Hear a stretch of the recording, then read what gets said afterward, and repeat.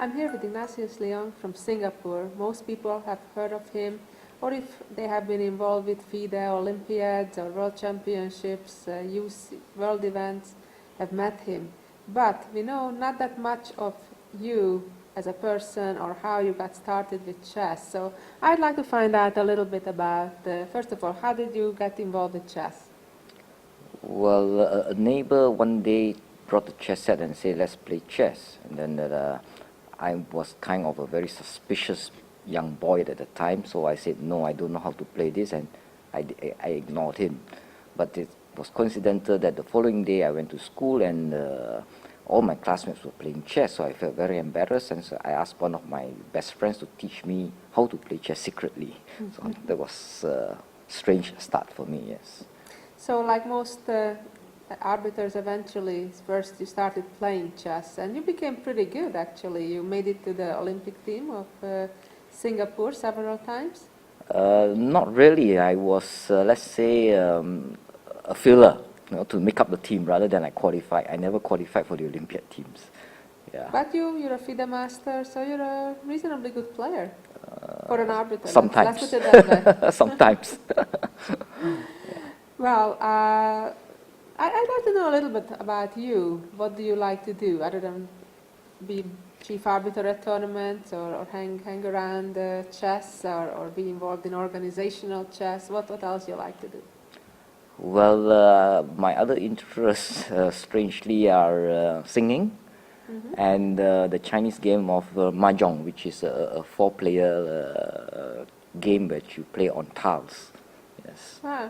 Yeah. Let's talk about your accomplishments as an arbiter and also as an organizer or in being involved with FIDE. You actually, I think, contributed quite significantly. First of all, as an arbiter, what were the biggest events that you were running? I was chief arbiter in 2 Olympiads in 2004, Calvia, and 2008, Dresden.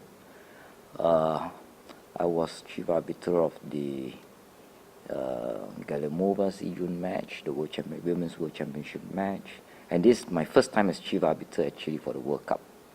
Wow, that's amazing accomplishments as an arbiter.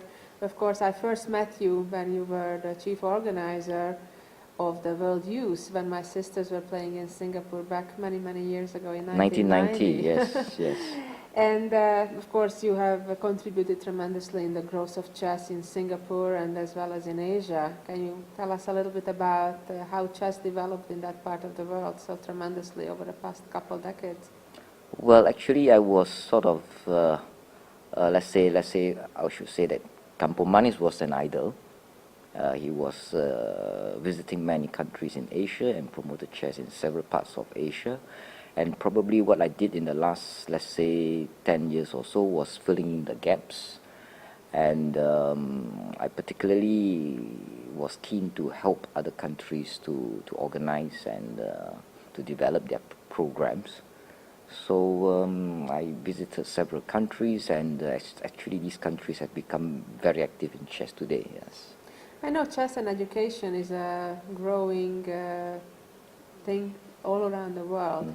Can you tell us about how it is in Singapore? Is chess in the schools? Yes. Back 15 years ago, basically nobody was actually making a living, whether full-time or part-time, teaching chess. But today there are about 50 people in Singapore, mostly foreigners, making a living in teaching chess, particularly in the schools. And quite a number of children are taking even private chess tuition as compared to before. But unfortunately, chess takes a back seat when it's compared to academics as well as career. So they play up to a certain level, and then after that they say, oh, this is not for me, and they go on to their life. Yeah. Thank you. Let me ask you about a controversial issue when it was introduced, and your name was kind of attached to it. One of it is the zero tolerance rule. Can you tell us about what's behind that idea? I think there were a couple of tournaments when FIDE president was in attendance, especially towards the end of the the last rounds of some major events, and when the closing ceremony was taking place, or when there was opening ceremonies and the first round was supposed to start, and there were media, and when they were ready to take pictures, several players were actually not in their seats, or not starting the games. So we felt that we should change this perception, we should change this so-called tradition, and we should implement that players should be at the playing venue, so that the photographers, the media, the sponsors, the important guests who are invited could actually see the players. So we started off this in 2008. The first major event was the Chess Olympiad in Dresden. Of course, every time when FIDE starts something new, there is always this resistance. Just that when FIDE introduced rapid chess some 2 decades ago, there was a lot of 3 decades ago, there was a lot of resistance. But today, actually, people forgot what is the resistance about. People forgot what is even Asian games. So I believe in time, this will be accepted gradually. Yeah, well, it I think has been kind of accepted already. People are getting used to this idea, and they're not so surprised anymore as they were first back in 2008. But in addition to the zero tolerance rule, you have been also a big advocate for several other changes, especially for women. Can you tell us about those? Yes, I somehow have this sympathy for women's chess. I cannot explain this, but I think also it was Dresden Olympiad when we started for the first time that we have 4 players and 1 reserve. And this was like some kind of equality between the women and the men. For the first time, the Olympiads had this number of boards, and I think this was duplicated down to the continental team events.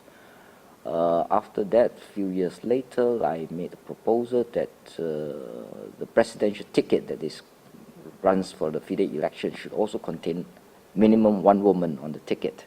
So in 2010, 1 woman was elected for the first time.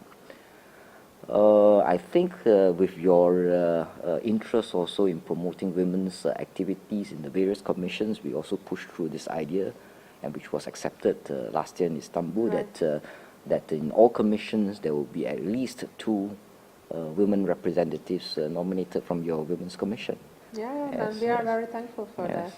So thank you so much for all your contributions to FIDE and to chess at large and chess in Asia. Welcome, yes. You had a very long and successful and interesting career in chess. I'm sure as a chief arbiter of countless events, you had some interesting moments, some challenging moments. Can you mention 1 or 2 of those interesting incidents? Yes, there are a lot, but right on my mind I can think of 2.